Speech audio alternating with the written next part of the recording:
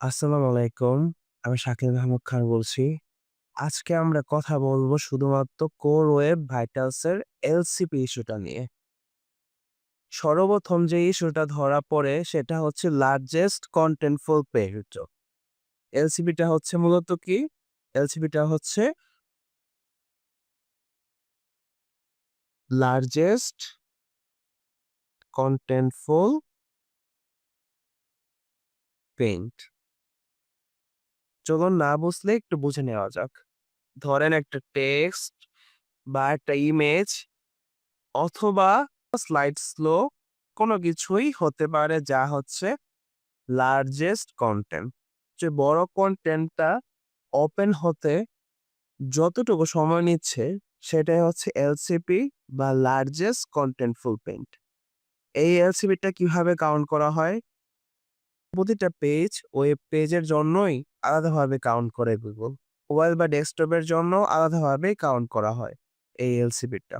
তবে গুগল সবচেয়ে বেশি প্রায়োরিটি দেয় হচ্ছে মোবাইলে। এই এলসিপিটা কেমন পারফরম্যান্স করতেছে। চলুন একটু দেখে নেই। ধরেন যে এটা হচ্ছে আমার একটা ক্লায়েন্টের একটা ওয়েবসাইট। এই ওয়েবসাইটের এইখান থেকে এই পর্যন্ত একটা জিনিসই হচ্ছে ফুল। একসাথে আপনার চোখের সামনে ওয়েবসাইটটা কতটুকু দেখাচ্ছে সেটা হচ্ছে ফুল। যদি একটু নিচে যান দেখবেন যে লার্জেস্ট কনটেন্টফুল পেইন্ট আছে। ১ম পার্ট দেখতে, দেখতে কিন্তু এই যে নিচের যে পার্টগুলো আছে এগুলা কিন্তু লোডিং হয়ে যায়। দ্যাট মিনস আপনার যতটুকু ফিক্স করতে হয় আপনার ওয়েবসাইটের ফুলটা, অর্থাৎ এতটুকু ফিক্স করলেই চলে। আর এই এতটুকু সময়ই হচ্ছে আমাদের ইম্পোর্টেন্ট দিয়ে সলভ করতে হবে। কারণ যখন আমরা একটা ওয়েবসাইটে ঢুকি তখন নিচের গুলা কিন্তু আস্তে ধীরে লোড হয়ে যায়। এটা দেখতে, দেখতে এই পার্টটা কিন্তু আস্তে ধীরে লোডিং হয়ে যায়। তো চলুন দেখা যাক যে কিভাবে কি করা যায়। এখন অনেকেই বলে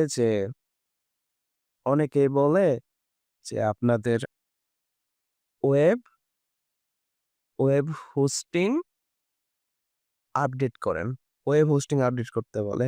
অনেকেই বলে যে সিএসএস ফাইল, এইচটিএমএল ফাইলকে মিনিফাই করেন বা গ্যাশ ফাইলকে ডিলিট করেন। অনেকেই অনেক কিছু বলে ব্লা, ব্লা, ব্লা। কিন্তু একটা ক্লায়েন্ট যদি হোস্টিং নিয়েই ফেলে, তাহলে এত ইজিলি কিন্তু আপনি হোস্টিংটা চেঞ্জ করতে পারবেন না। এখন এইচটিএমএল, সিএসএস ফাইল যে মিনিফাই করবেন, তার আগে কিন্তু এই বিষয়গুলো বুঝতে হবে। না হলে কিন্তু বুঝবেন না যে কিভাবে মিনিফাই করতে হবে। সো ধরেন যে এই ২ টা করা পসিবল না। হ্যাশ ফাইল হয়তো কোনো প্লাগইন দিয়ে সলভ করে নিলেন।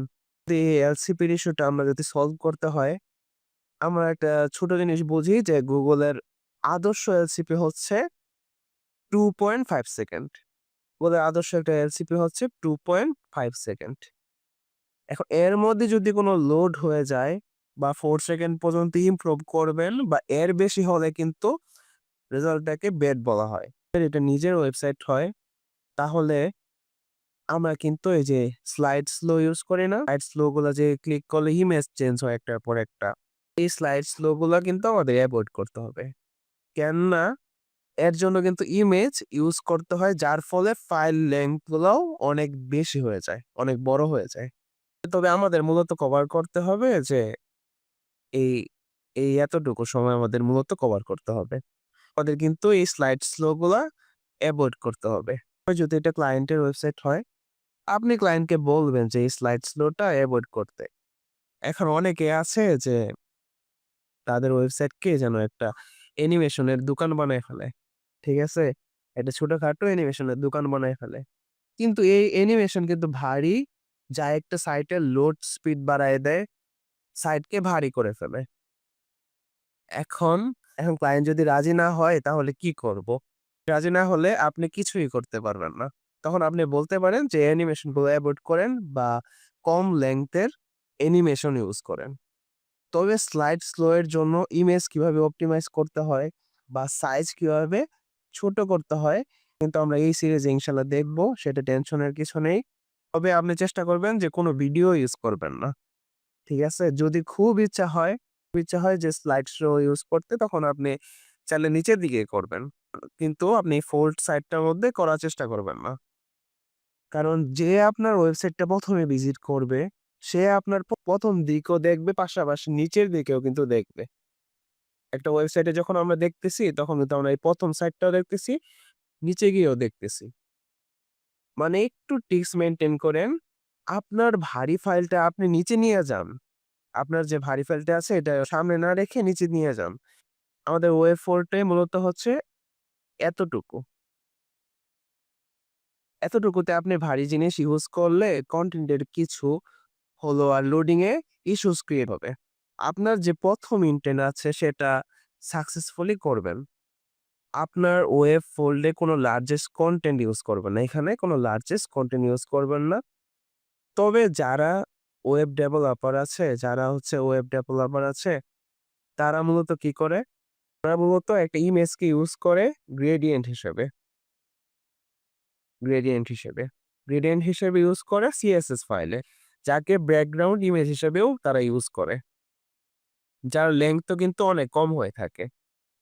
এবং এই ব্যাকগ্রাউন্ড ইমেজের মধ্যে আমাদের কনটেন্ট গুলো থাকে। অর্থাৎ ভারী কনটেন্ট ইউজ করা যাবে না। এবং আপনার যে ফন্টগুলা থাকে এগুলা কিন্তু গুগল ফ্রেন্ডলি না হলেও সাইড লোডিং এর একটা ইস্যুস আছে। এই যে ফন্টটা কিভাবে চেঞ্জ করতে হয়।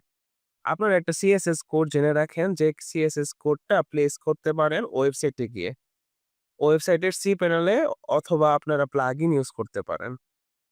একটা ওয়েবসাইটের যে বডি সেকশন থাকে, বডি সেকশনের পেডিং মার্জিনে পুরো সাইটে যা এপ্লাই হবে। এখন এই কোডটা কি? Font display swipe.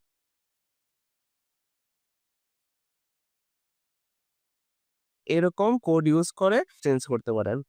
তবে যদি এই ফন্ট চেঞ্জ করার কোনো অপশন না থাকে, আপনি সিএসএস ও জানেন না এবং ফন্ট চেঞ্জ করার কোনো অপশনও পাচ্ছেন না, তখন ক্লায়েন্টের ওয়েবসাইটের ব্যাকএন্ডে গিয়ে প্লাগইন ইনস্টল করতে হবে।